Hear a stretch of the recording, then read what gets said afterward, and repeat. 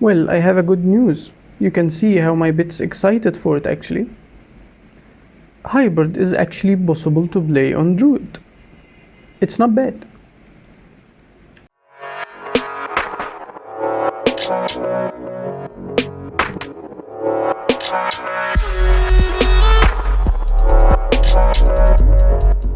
Hello guys and welcome to the channel. Roll here, and today I'm finally coming to you with an actually working and a good hybrid build.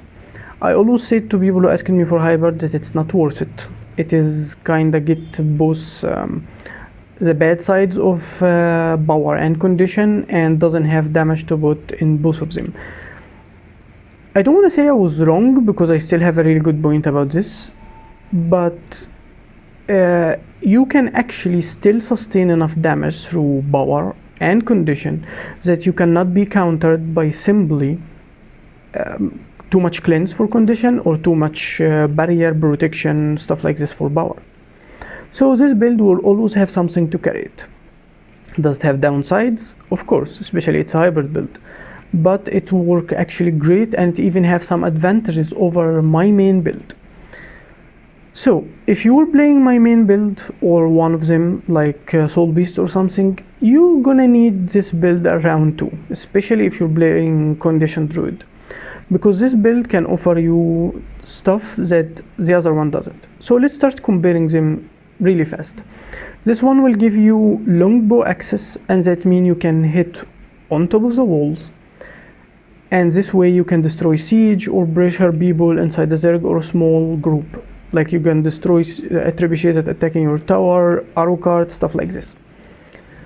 And this is the main reason why you would like to have this build on another template and the equipment template for it too, because the gear gonna be a little bit different, of course.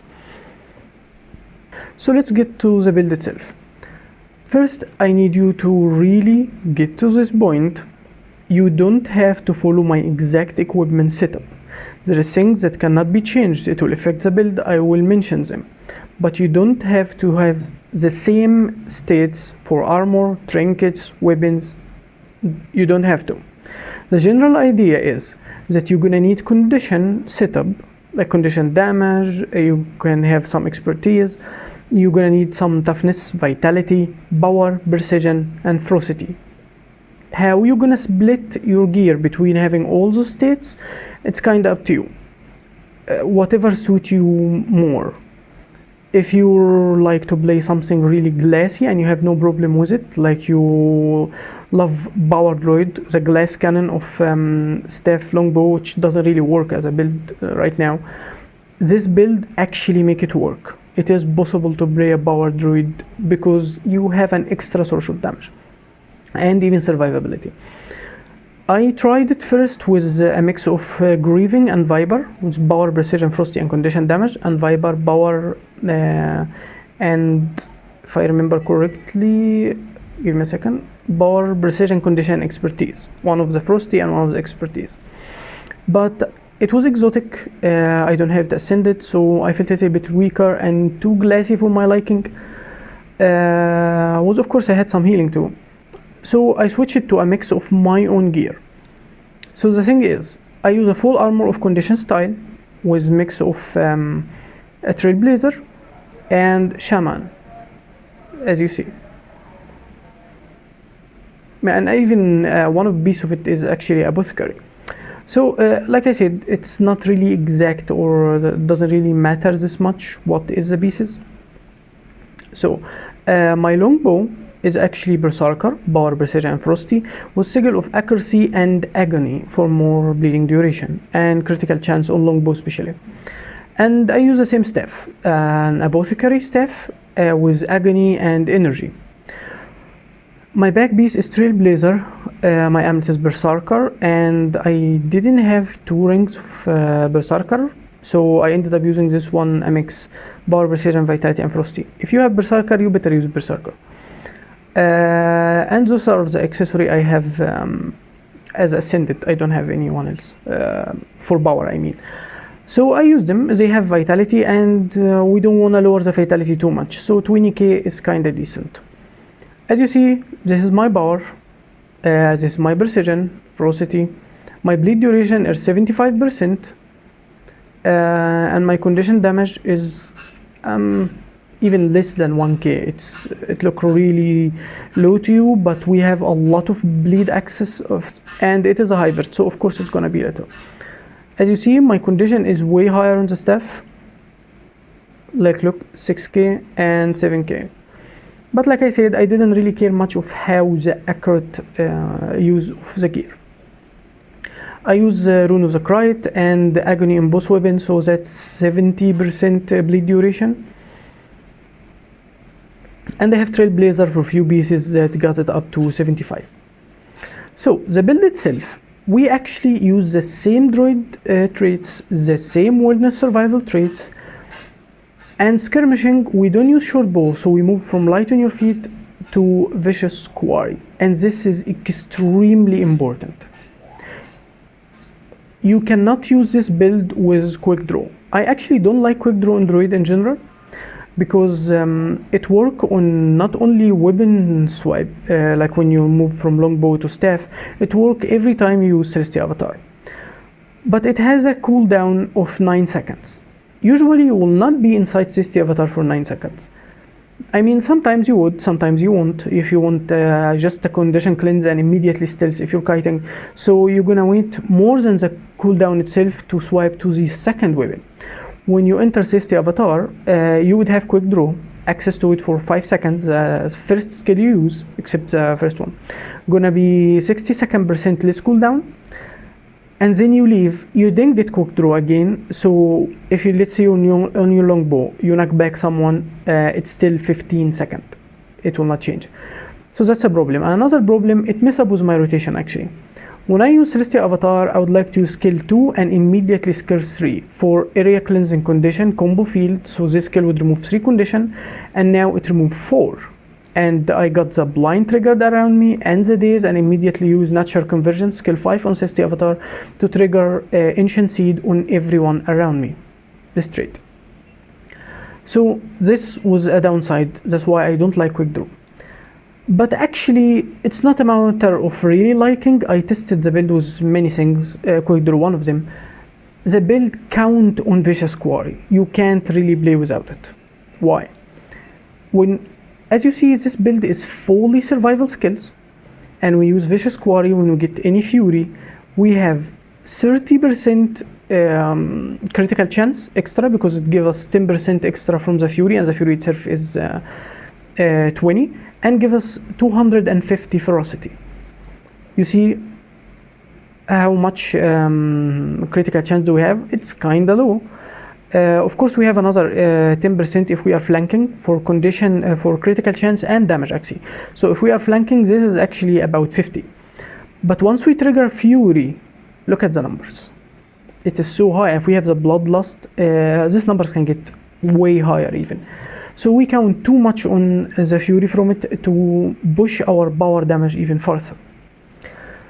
I tried the build first with higher vitality and expertise, but wasn't really worth it. The more condition cleanse, the immobilize on heal, the extra 4 seconds of Fury, so our healing give us 8 seconds while we count on it too much, like I said, was way more better.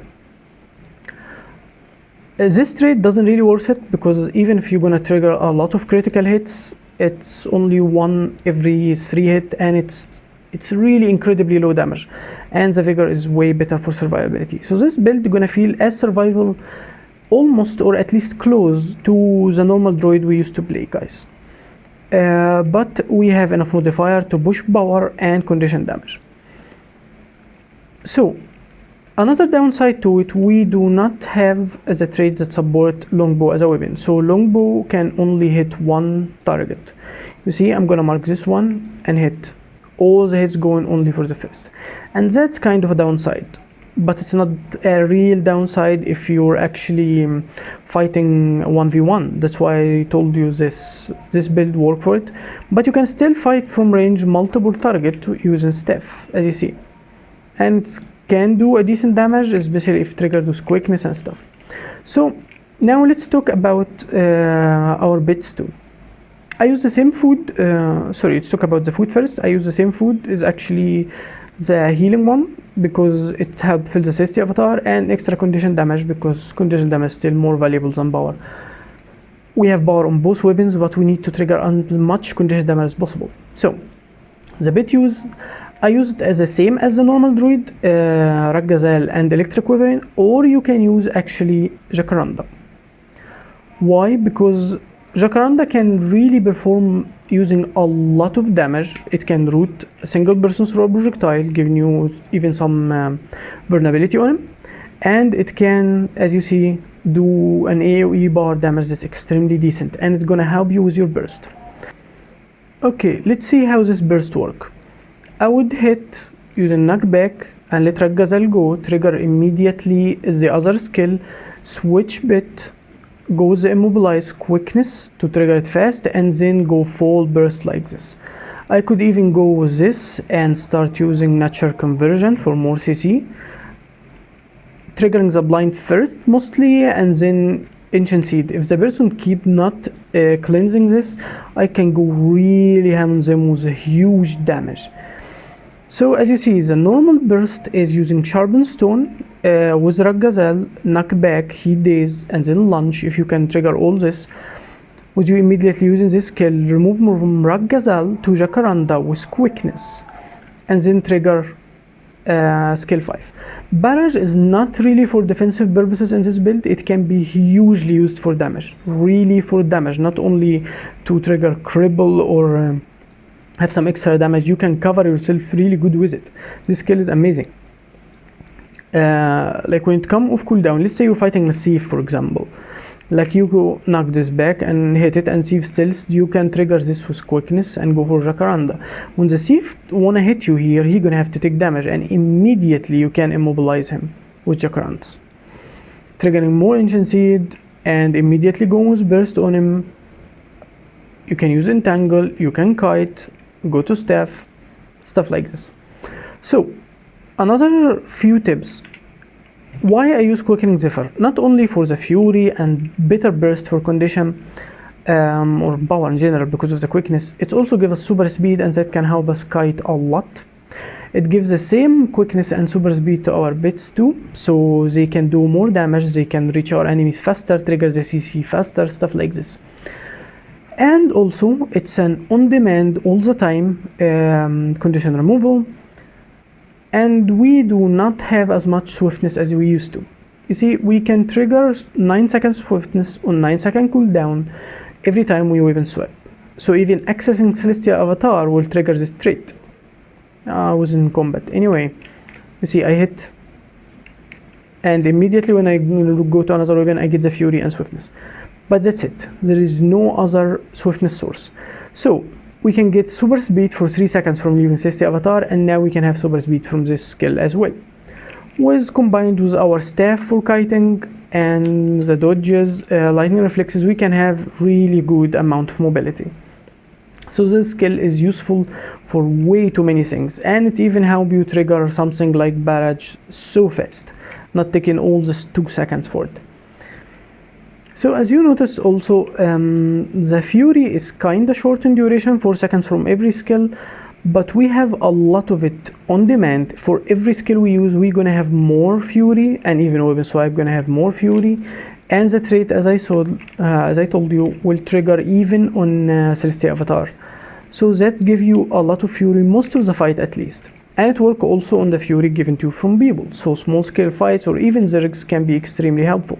This not only a burst style game, it is build up damage. You can have repeat those bursts. So don't underestimate how little the damage looks to you, because the power is not even 2k, but actually count a lot on frosty and critical, and the skill itself because how much burst it can produce. So I hope you like this build and find it useful, and I'll be seeing you in the next video.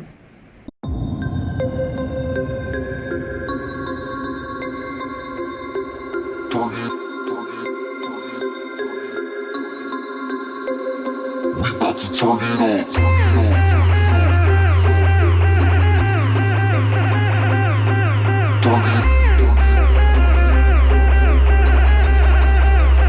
We about to turn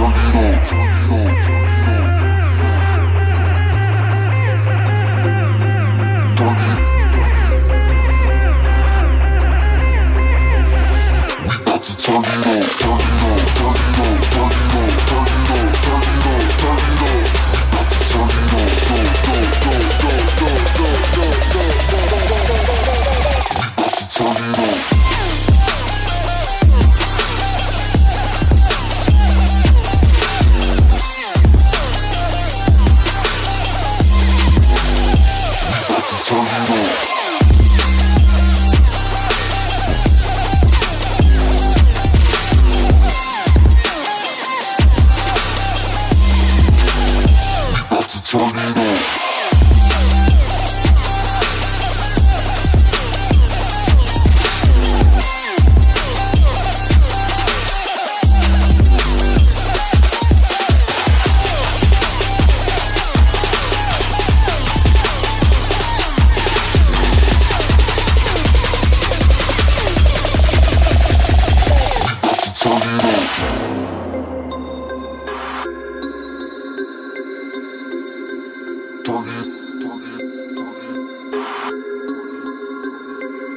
We about to turn it on.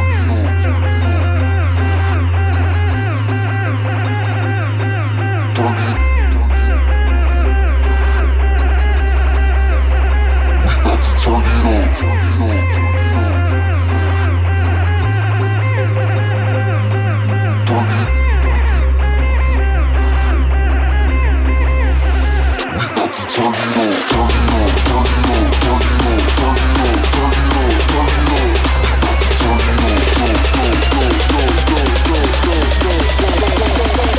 We about to turn it on.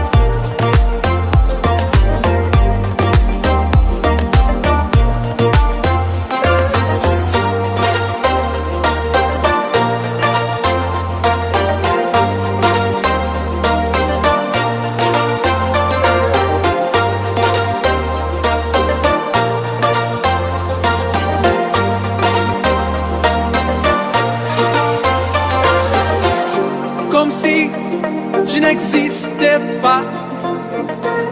Elle est passée à côté de moi. Sans un regard, reine de Saba. J'ai dit Aïcha, prends tout pour toi. Voici les perles, les bijoux. Aussi le retour de ton cou. Les bruits bien mûrs au goût de miel. Ma vie, Aïcha, si tu m'aimes, j'irai où ton souffle nous mène. Dans les pays d'ivoire et d'ébène, j'effacerai tes larmes, tes peines. Rien n'est trop beau pour eux, si belle.